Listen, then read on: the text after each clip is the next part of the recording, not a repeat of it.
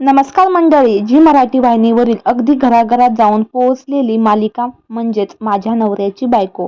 ही मालिका संपून बराच अवधी झाला असला तरी प्रेक्षक मात्र या मालिकेतील काही पात्र अजून विसरले नाहीत. जसं की गुरु, राधिका, शनाया, जेनी या पात्रांनी रसिकांच्या काळजात घर करून बसले आहेत. तसेच गुरुनाथच्या ऑफिसमधले काम करणारा आनंद हे पात्र विशेष गाजले. हे पात्र मिहिर राजदा यांनी साकारले होते. मिहिर हा गुजराती आहे.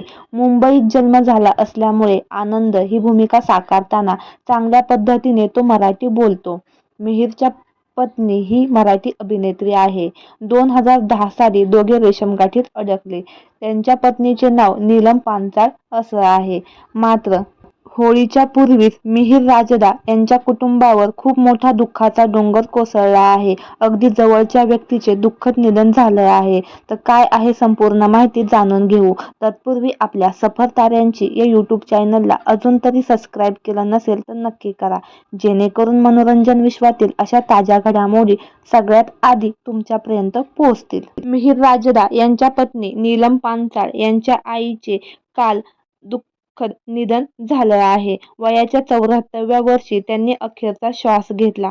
गेल्या काही दिवसापासून त्या खासगी रुग्णालयात उपचार घेत होते. आईला लवकर बरे वाटावे यासाठी नीलम पांचाळने महाकुंभ मेळ्यात अन्नदान देखील केले होते. मात्र आईच्या प्रकृतीत काहीच सुधारणा झाली नाही. 11 मार्च रोजी आईची प्राणज्योत मावळली.